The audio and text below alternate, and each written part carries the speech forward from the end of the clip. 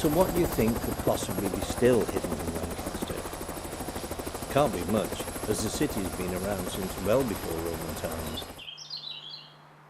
Well, the first hidden part is in fact Roman, dating from around 73 AD. Tucked away behind the castle and the priory and the vicarage fields are the remains of the Wherry Wall, part of the Roman defences, and a Roman bathhouse with its hypocaust. You could just see the elite intelligentsia splashing around or having their backs scrubbed whilst enjoying the magnificent view across the River Loon. Mind you, these bridges weren't there then. Just below the bathhouse is St George's Quay with its magnificent maritime museum. The quay was built by the 18th century businessmen of Lancaster to further their interest in trade with the West Indies and slaves. But hidden nearby in one of the old warehouses is harpsichord maker Robert Deegan. A rather retiring individual, he nevertheless allowed my friend Tim Churchill to film this traditional and dying art of making harpsichords.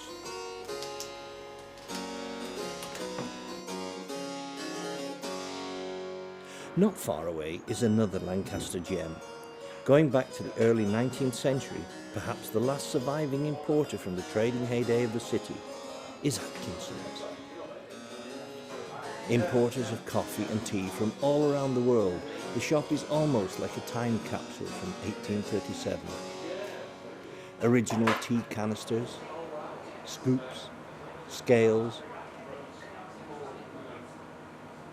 and sending its aroma out into the street, the small Uno roaster.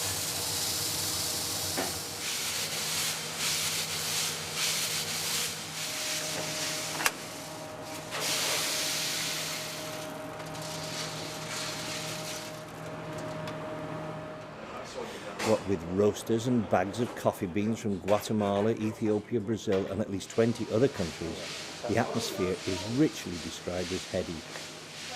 They have recently opened a cafe in the historic music room in Sun Square. Just a few doors up the street is the Judge's Lodgings, the oldest townhouse in Lancaster dating from 1590.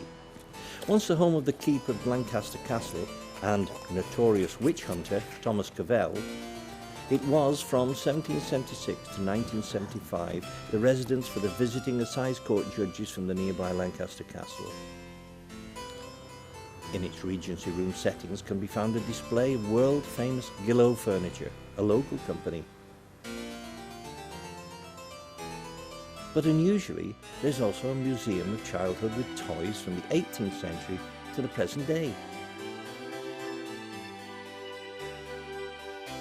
Talking of Gillows, being used as roof beams behind their old factory can be seen these wing spars, which were made in the factory for the wartime wooden fighter bomber, the Mosquito. Ashton Hall, and this magnificent 1909 organ, played here tonight by Colin Parsons.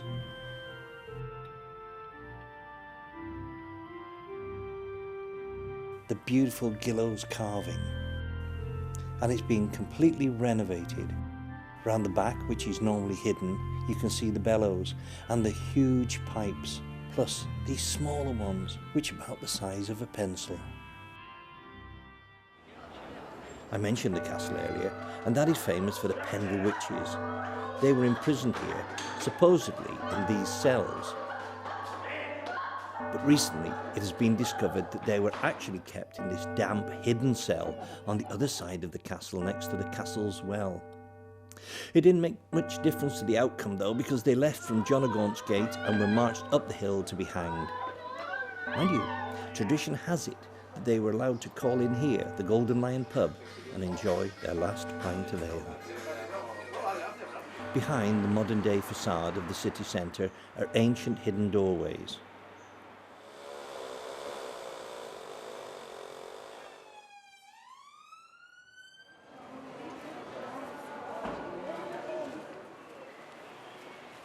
And historical passages,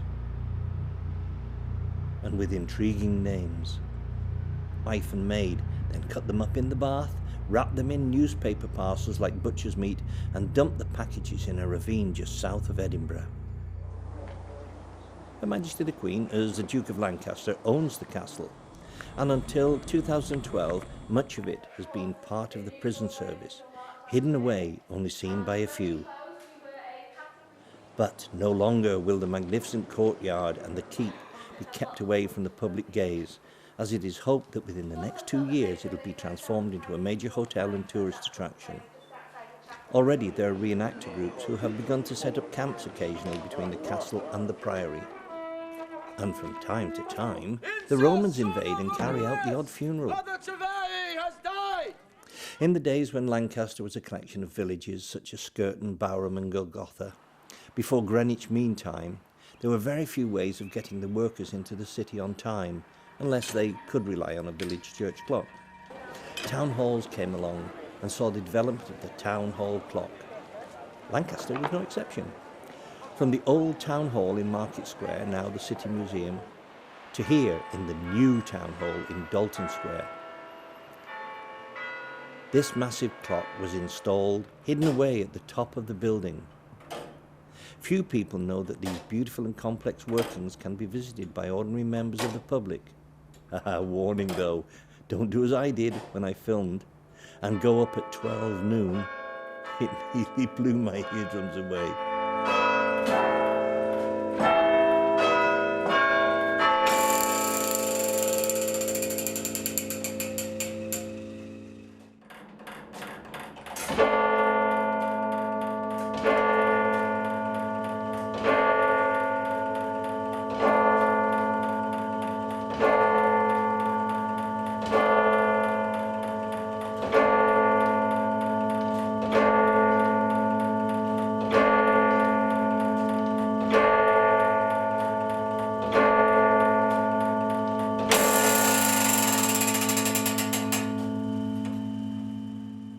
A tradition that has survived is that of the town crier, and never to be seen again is the shout by Frank Barton announcing the Queen's Diamond Jubilee celebrations on the City Museum steps in 2012.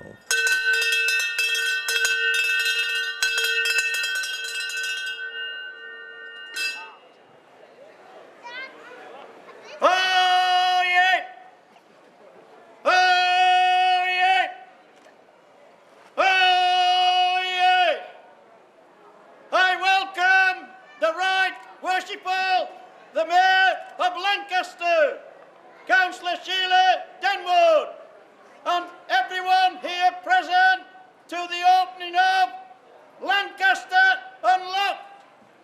This is to celebrate the Queen Jubilee year. We are honoured to have Queen Victoria to present the Lancaster Unlocked key to our present Mayor of Lancaster. We wish everyone a great day. God save the Queen, Duke of Lancaster. The town crier, a tradition of the past, yet still here today. And the thing of the past is the Grand Theatre. We visit the theatre in semi-darkness and never see the true splendour of the building. And how many people see the view from the stage? And what about the Duke's Theatre?